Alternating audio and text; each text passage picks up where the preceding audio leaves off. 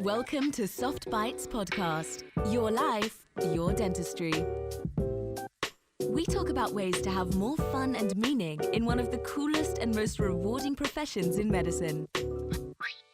Conversations on how to bring awareness, create a healthy workplace, and provide emotional insights to make dentistry a fulfilling activity while making space for one's wonder, creativity, and freedom. Here are your hosts, Manuela and George Andre. How will augmented reality and virtual reality cope with the future of teaching at universities, for instance, clinical teaching? Can it change it? I mean, we have to wait and see. Yeah, but I mean, there's just so many things to dive into what we just said. It would bring us to like 10 more podcasts.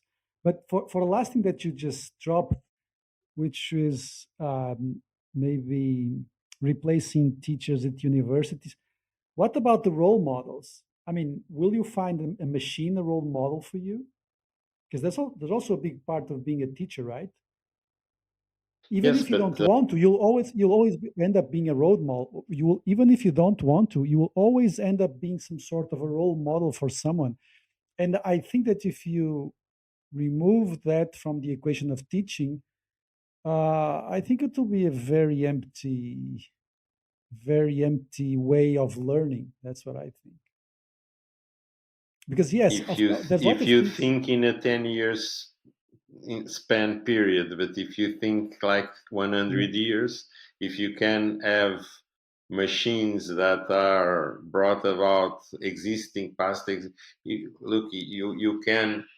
can have a teacher choose a teacher that is a mixture of Lobantunes and António Mata and André, and he will be there for you 24/7, Yes. never gets tired. Yeah. Well, I'm being provocative here because No, I but I don't want to understand give it. the wrong. I don't want to give the wrong idea that I defend the No, machinization but of I man. think that you are absolutely right. I think you are, because the thing is that we cannot analyze the problem at our current state of knowledge, at the current social knowledge and the current social status. 50 years, I mean, the world is different now from 10 years ago. 50 years, it's going to be totally, completely different. So it's very difficult for us with our own limited minds to try to analyze what people are going to like or what's going to be the best for ourselves, and that it brings a lot of philosophical questions. Yeah. What I So think as a yeah, teacher, yes, no, yeah, go ahead. go on. No, because what I think as for me, the challenge as a teacher, and I think a lot about that these days, is I must reach my students. To be in order to be able to be a role model, and there's nothing more rewarding to a professor than someone comes to you and says, uh, years after being your student, say, "Look, you were a role model." There's one thing, for instance, I have teaching operative dentistry for many years. That now I don't do it anymore. One thing that I used to tell my students was, unlike all of my colleagues, was, look, you don't need to have good hands intrinsic, or to be born with a special natural drive or skill, uh, to good hand skill to be a good dentist. That's a misconception. That's something they are trying to sell you, because I'm the example of it. This is a science. It's not an art. It's another thing that when people say, "Oh, the art of dentistry," I know what they want to say, but this is a very dangerous statement because it's not artistic at all. I cannot get up 9 a.m. and say, "Today I feel inspired. I'm going to do a blue central incisor on the first patient I meet because this is my inspiration." No, it is not. We are bound by very strict scientific rules to perform our profession. It is a scientific profession. And that being said, it can be taught and it can be learned. Some people will have to work less, some people will have to work more. But if we work hard enough, we will get there. That's what I used to say to my teachers. So you'll have to know, firstly, which type of student are you? Do you need to spend overnights at the preclinical level shaping your hand skills, or are you a natural to it? But at the end of the day, you will be able to do it if you work hard enough. And I used to say this thing like the guy in Pulp Fiction, said that thing and say to the guy, well, are you, when he recites those passages Yeah, the from Bible. Samuel, say the Bible, and say, well, that's something I think it was nice to say to someone who you're going to blow away. And then, I think this was something nice to say to my students. Many of my students, years later, came to me and saying, look, I was thinking about giving up, and I didn't give up. I didn't give up because you told me those things in class. So I want to thank you because you really reached me in that statement, and this is very rewarding. And now what I'm feeling as a teacher nowadays is that I'm losing this ability to reach my students because my students are very different youngsters. Today I enter a classroom and they don't have notebooks anymore, they have computers. I'm competing with Google for what I'm teaching, and the kind of stuff that I'm teaching I don't think is the stuff they need to learn, because knowledge, what we call, or I call, encyclopedic knowledge, which is how was the life of Napoleon Bonaparte? In which year was he born? To whom was he married? Which battles he? This was a type of knowledge mixed with culture, and was very important. It is not important no more because it is at your fingertips. So so today, what is important is that you learn principles, that you learn how to search for good knowledge, how to transform data, how do you swim among this enormous ocean of data, which can lead you in a very bad or in a very good direction. And that's, I think, what teachers have to learn to do in the next years, is that I don't have to really, much of the knowledge I teach today at my students is obsolete. And the way I do it is obsolete. They don't want to hear a guy speaking before them for 2 hours. It's too much time. It's too much. It's tedious because much of the things you are saying, they have it on the Google, on the internet. So what you have to find is a new way to reach those students. Is, look, how can you make sense of all the data you are facing and transform it into clinical knowledge in an ethical way? That is the challenge that we think we have in the next years. How can I teach you to be self-sufficient and self-proficient in making sense of all this knowledge that surrounds you and transform it into a clinical skill to help your patients? And that must be done in a completely different way. And is it ethical? Will it be considered ethical to treat patients in clinical academic settings in a few years, where we know that students fail? If you have systems that can teach them as proficients with the same kind of efficiency, if you have very good augmented and augmented reality and virtual haptics is developing very fastly. And if you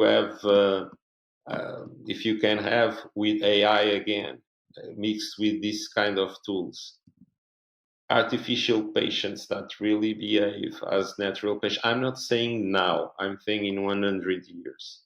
Will it still be ethical to recruit patients for, do you will have the same type of clinical settings for teaching? Will,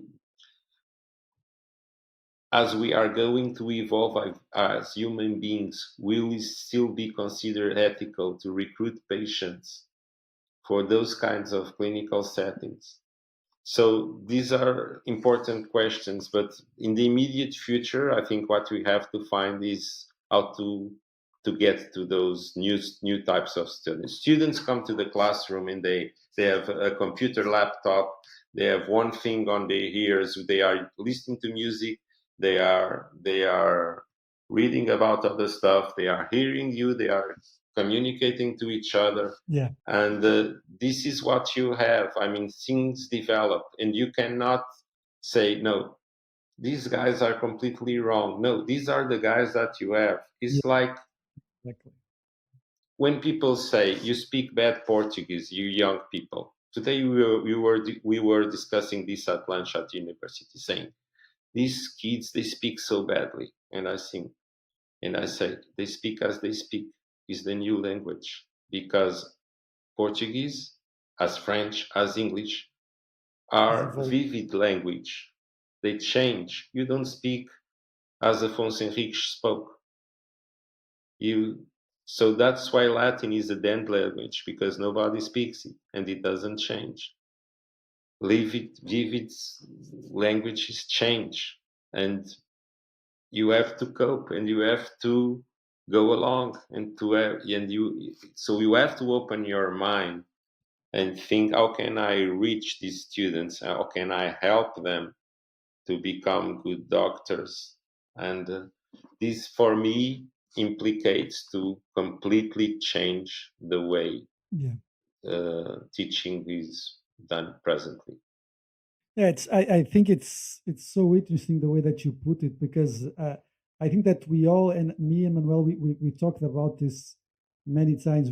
When you are teaching, the model of placing a bunch of people inside the room and speak to them for 8 hours, it's very difficult today. It's even more in universities where it's a huge amount of students, right? It's much more difficult. But I completely agree with what you say. You have to cope with what's in front of you, and to make the thing interesting for them, you need to be much more challenging. You need to challenge Challenging. yourself, and yes, you need to be in a constant, you need to be always reminding yourselves, how can what I am saying be passed in a way that they will find useful? Number one is to talk about useful stuff. That's number one, right? Yes, And of then, course. even if you talk about useful stuff, how can they understand that this is actually useful? You have to always give them examples that can relate them to what's going to happen to them in the future with patients and stuff like that. So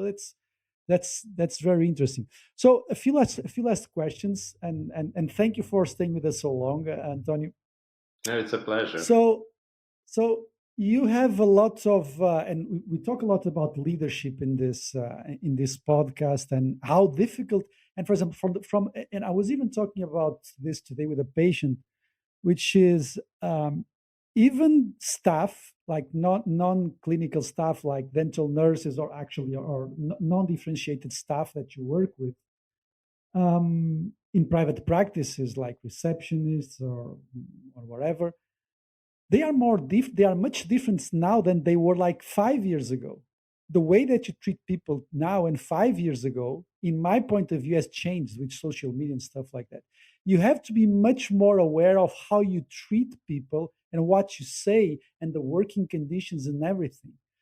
So I think that for me as a leader, because I mean, if you are a practice owner, you are a leader even if you don't want to. And here I'm not talking about the leader on the more romantic way. I'm talking about the practical way of, you have to pay salaries, you have to organize people, you have to say people what they should do or organize a team.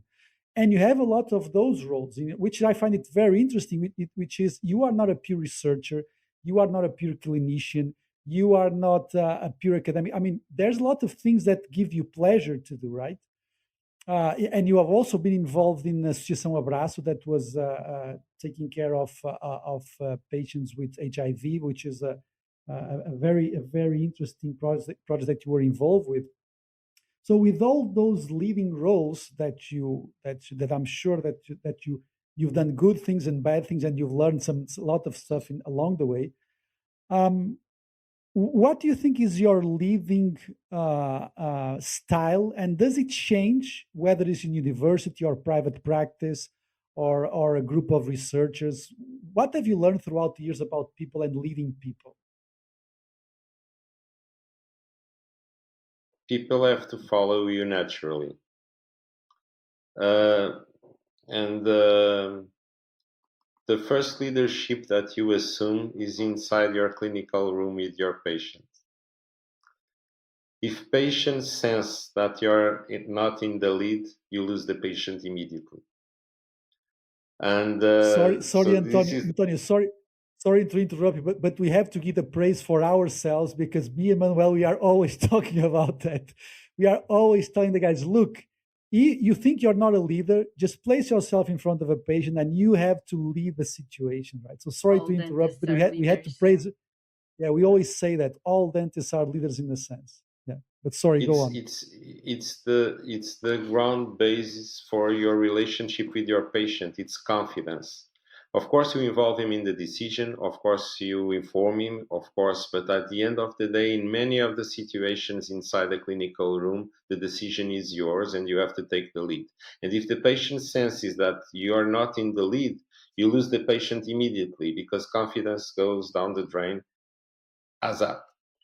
So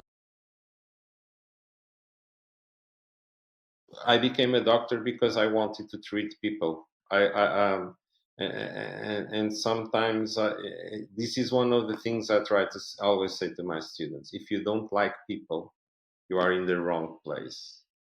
So when I have colleagues that are always saying, "Oh, there are some colleagues that for them the patient is always the problem.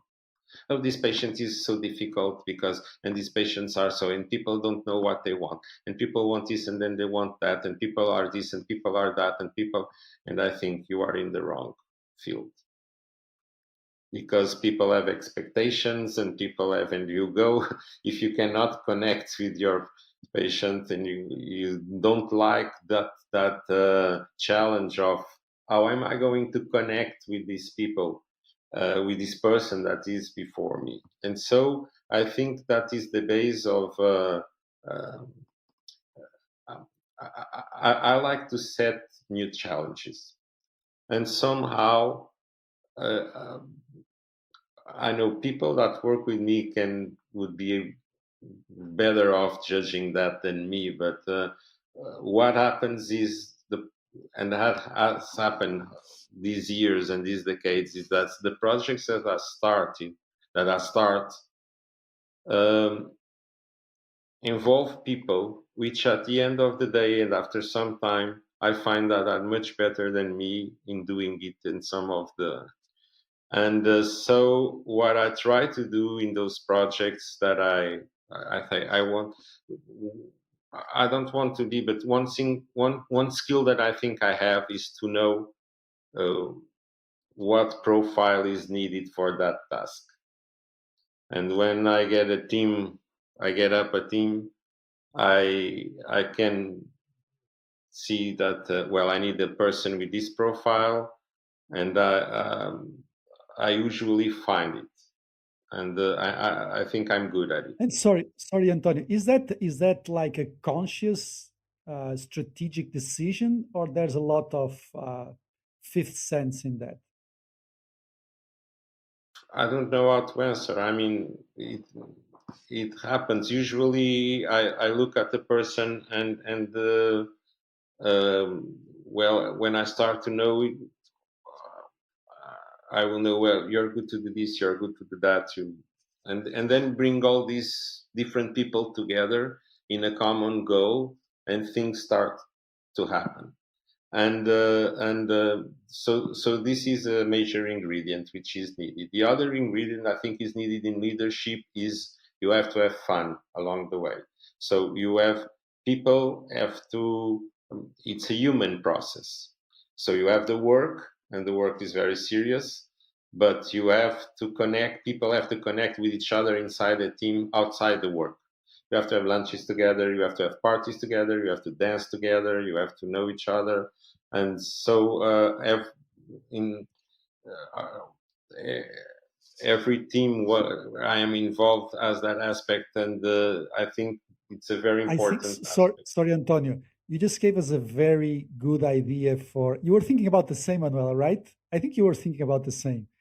A good idea for a podcast is activities outside workplace to do with your team or something like that. It's very interesting. Sorry to interrupt you, but go on. I'm loving what you're saying. Yeah. And the other ingredient as a leader, as this I learned in Toronto in an AIDS Congress. Many years ago, I went to AIDS Congress, and it was a very different Congress. I had never seen that. It's becoming common nowadays. But the Congress of the International AIDS Society were Congress where you had patients, doctors, stakeholders, everybody together assisting the same session. And this was very different. And I went to this conference that was about social responsibility. That was something that never talked about in Europe or in Portugal. It was, and there was this guy, and he said something that struck me, which was projects are only mature when they can survive the person that gave birth to that project. So if you are a project leader, you have constantly to bear in your mind that your goal must be, I will leave this project tomorrow and this project will go on. And so I'm always, this was done in the Abraço context. And when I came to Lisbon, I started to work on my exit from Abraço, saying, no, this is a very big project. It has grown and it has to do without me. And so you must not be, you cannot become a slave of your own leadership in a specific project. If you are a leader, you will lead other things. And for me, it has been a natural process. I mean, for instance, when I went to the clinic where I am now, I got there as a clinician and I start participating in the clinic life. And you go 1 year after, tell me, you must become clinical director. And I say, no, that was not our purpose. And they said, no, it has to be. And so it became. Then I thought, well, we are so big clinic and we produce so much potential knowledge. We should, because one of the ways we didn't speak about is one of the ways that until we have AI that can do the research for us, one of the ways of getting the research out of the academic theaters into more realistic settings is to develop what we call practice-based research networks, which is to bring the research to the real world out of the academic settings, and practice-based private practices starting to develop their own research processes and producing knowledge and publishing knowledge. And so I started this small project inside the clinic, and now we have 3 doctors which are finishing their PhDs, and they are working on projects inside. So it's working by itself, and they now have their own ideas and they want to do their clinical projects. And so I know in a few years, if I go away, there will be a research practice inside the clinic. So I like to start things. I think I'm a good sparkle, but my intention as a leader is always to leave enough space for people to be themselves, to do their things, and to it comes to a point, for instance, presently I don't do bench work at research. We have a cell lab at university, and I don't do the work at the bench anymore. Uh, so I leave people to decide their own fates. I'm a strategic advisor, more like that. I say it's good to go that way. It's not good to go that way. Let's try this. Let's not try this. But I hate yes men and yes women. I like people that challenge me, that confront me, that tell me, no, no, no, I don't think you're right. So when a yes man goes up, is because there is somebody who likes to have a yes man around, and that's not good. That's not. We see a lot of that, and that's not good. People have to be involved, work from themselves, have their own ideas, and so you construct something that is out of you. My projects are not my projects; they are out of me. I'm one participant as the other. So, Yeah, so one this of is how I envision leadership. yeah, one of the things I've been with you in the Portuguese Dental Council scientific committee. One of the things that I would say about you is that you provide a lot of space for people. That's the idea that I have. That you just let things. You just wait and see what naturally happens within the group, and I think that's a very good thing. Because that's not very. Sometimes there's a lot of micromanaging, and I think that you need to actually allow space for people to contribute. Yeah. So last question, Antonio. And I said you and I sent you an article a few days ago, and we talked about that the Cascade Declaration. It says lots of things about dentistry, which is not unique about dentistry. I just took some notes here. And these are not new problems.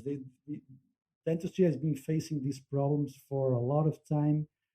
Maybe now we are more aware of that, um, but dentistry is a profession that is rewarded based on treatments, right? And prevention, not only in dentistry, but preventive medicine in general is something that does not um, give a good financial income, right?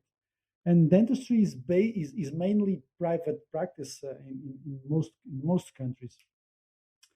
And the interest of the industry is also huge in dentistry because there's a lot of financial interest. And this group of professors in this article, we can even place this on the YouTube channel on the Spotify, the link for the article.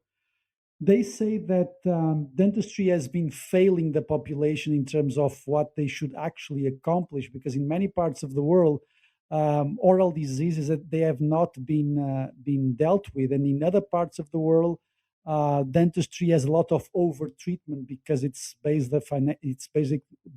basically a treatment driven profession. Um, which brings us to the point that, and we've talked about this a lot also in the scientific committee, which is we have been getting a little bit away, not a little bit, quite a lot away in some senses of from medicine. And you started, and you said, I think it was probably the first sentence that you said in this podcast, which is that you think that dentistry is a branch of medicine. And I'm sure that this is nothing new to you. I mean, over 30 years, you've been hearing this conversation about dentistry over and over again. Do you think this is a catastrophic view, and things will eventually work out? Do you think that we need to actively do something about this? Because for me, for example, me as a dentist and as a people that deals a lot with young people and tries to help them and this is what me and Manuel we try to do with the people that hear, especially young people. we want them to be happier in the long term. We want dentists to be happy in the long term and fulfilling their profession. And we think there's only one way of doing that. I mean, there are, of course, many ways, but we think that the most sustainable way of doing that is to look after the patient's real interest. That's what we believe it's most fulfilling, because if you don't have a career that's based on that, I think that you will eventually that the chances of burning out and doing what you said, becoming cynical with every patient, trying to and seeing the worst part in patients, if you don't have something that you can really grab on and you can rely on, which is trying to provide the best, the patient's best interest, we believe that if you don't do that, mental health problems in dentistry will are much more likely, and we see a lot about that. We see a lot of young dentists that, and especially when they start work after 5-10 years, and they see that something is wrong, and we think that one of the biggest reasons is that they realize they are not longer seen as doctors. Uh, and that is for many reasons. And one of the reasons is also because dentistry as a whole, and social media also has a lot to do with that, has been behaving as a whole much more like hairdressers than actually doctors. And do you think this is a catastrophic point of view? And again, when I say that we behave like hairdressers, I mean, we all do that in a sense because I mean, I work a lot in aesthetic dentistry, and there's lots of I mean, aesthetics is always present. But I think that if we disconnect from medicine, we are much more prone to have a less fulfilling career in the long term. This is the feeling that I have from the students that I have, and from the people that I talk to. What's your view on this? I mean, is this too much of a catastrophic view? What do you think? Well, I'm laughing because there must be like 100 questions in your question. Of course, of course. I will try to answer them all. I don't know if I can cope with such complexity. It's a very complex question. But I think, well, starting from a chronological point, let's try to do this chronologically. I think dentistry is a very young scientific field. It deals with the most prevalent diseases in the world. And the burden of disease that dentists had to cope with in the early stages of the profession drove them to be very interventive and very surgical. And we did not have the time to think so much about prevention, nor, and especially, did we know enough about the physiopathological processes that were involved in the same diseases that we're treating on. What was the perio concept of disease 50 years ago, and what is the perio concept of disease these days? It has evolved so much. It is so sophisticated. It is like another process of a disease that is studied by internal medicine. Today, the relationships that all these biotic diseases like periodontitis, the caries, the concepts that we have of diseases today and the way medicine has evolved have really turned these diseases in preventable diseases. And that is something quite new because the tools we had for preventions for the last 50 years were very, very basic tools. The fluoride, and we had this community approach, which works for most of people and most of patients, but do not work for every patient. So we were like a kind of prisoners of our own ignorance and the ignorance in our young dental field. And this is a young profession and a young science, which has done an amazing work because in a very shorter period of time, it came arms to arms, shoulder to shoulder with the rest of the medicine in the medical fields. So I think we are living exciting times whereas prevention is concerned, because now we have patients, we have the same tools as the rest of medicine. We know molecularly the physiopathological paths of the diseases we treat. And this is a fundamental aspect in order to be able to construct a preventive approach. So I don't like to put the blame on the dentists. It's just a circumstance of the young aspect of the profession. You have good doctors, bad doctors, honest people, and perverted people everywhere in every profession. So, I mean, you have maybe treated more and now are more on the preventive side, and that doesn't make you a better person that you were 10 or 20 years ago. It's just the way it is and the way the knowledge was and the profession was. What I think is important is that now the world community has come to the sense, and that also I think is a conquest of the profession, this agenda that the World Health Organization has put on, considering and acknowledging that the burden of oral diseases is so big that something on the preventive side must be done and must be studied. And I think we now have the means to do it. And then, of course, there's the other aspect you were talking about is it's very demanding. There was this reel in the Insta that I saw this week that was the new dentist until 5 years of practice giving an interview and say, I'm so excited about this profession is so exciting. Like 10 years after, well, I do it because I do it. I don't know, I go into the office and I do it. 20 years after, it's just, wow, man, I feel so tired. And this happens to us, I mean, to all of us. It's a very demanding profession. But I think what we have to focus on the patient benefit. It's not because I think aesthetic dentistry has its place, as aesthetic medicine as its place. I mean, if you have a surgeon that corrects only corrects and that is a disease in itself, because if you don't have quality of life because you don't like your smile, see the kind of changes we produce in our patients. When a patient is not happy, you have a very, I'm sure, as we have at our clinic, a very strict photographic protocol along every step of the treatment. We have photographs to do it, we have studios, and one thing that I have never seen until I came to this clinic is to review my cases from the beginning till the end and see the faces of the patients when they are in the first photo shoot and when they are at last photo shoot for the treatment that came right. It's completely different. And I think that's medicine. That's changing a person's life. Now,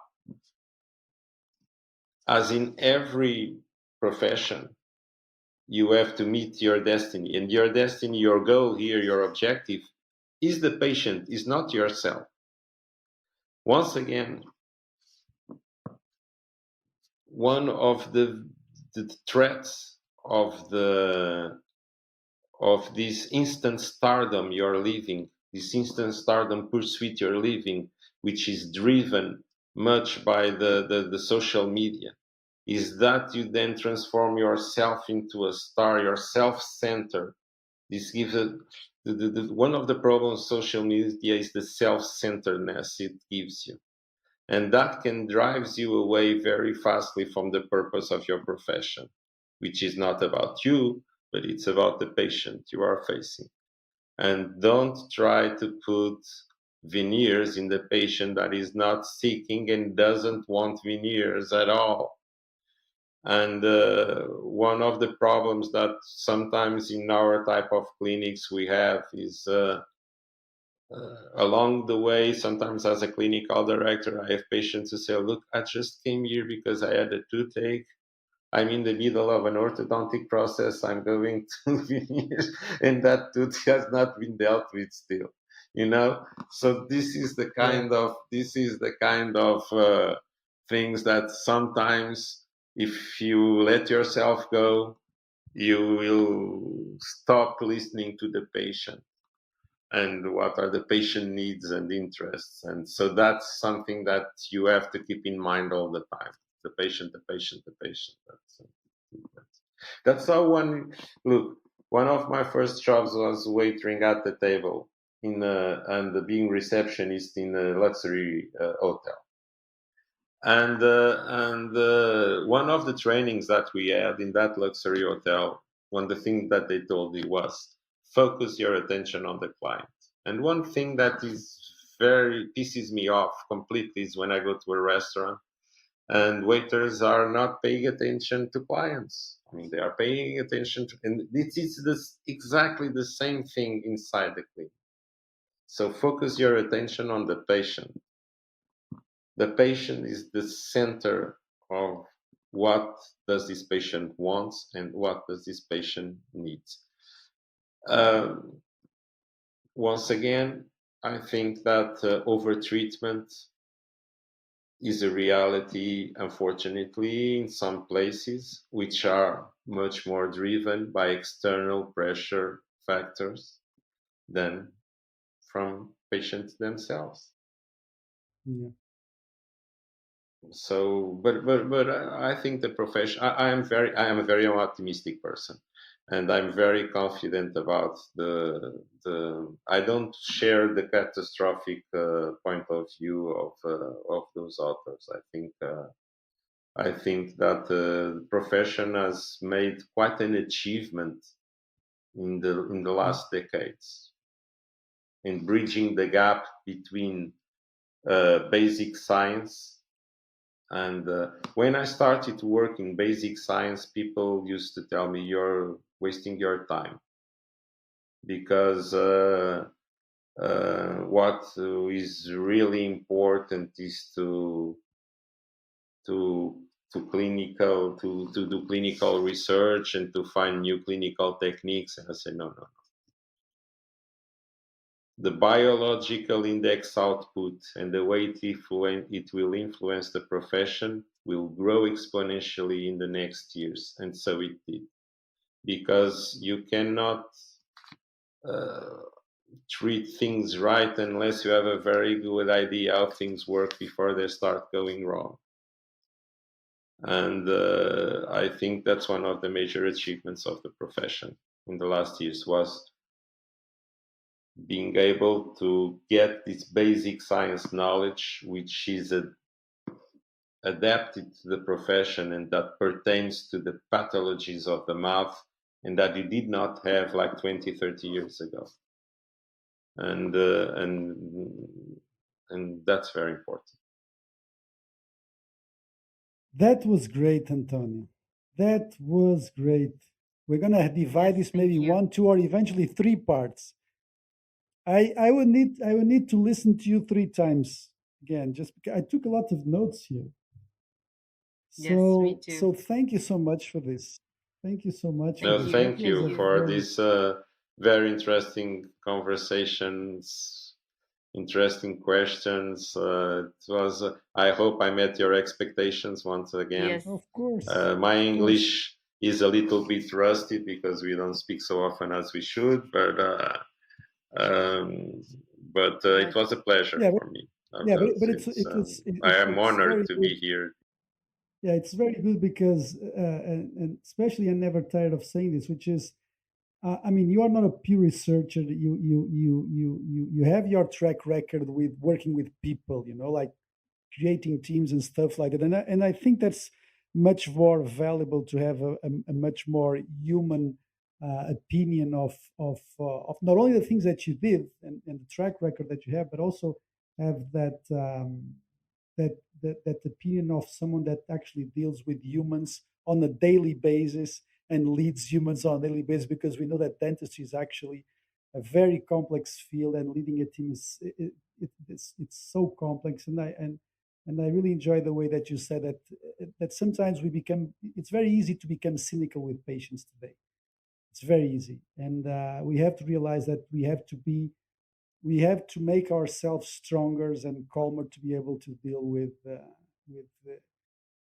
the idiosyncrasies of each patient, because they are growingly more complex. Yeah. So thank you so much for Thank you. your participation here. Mm-hmm. Yeah, thank you. It was so interesting, and there's a lot of things I agree with Andrea. A lot of more things to unpack, but Yes. it was a lot of information, a lot of different subjects that we want to cover.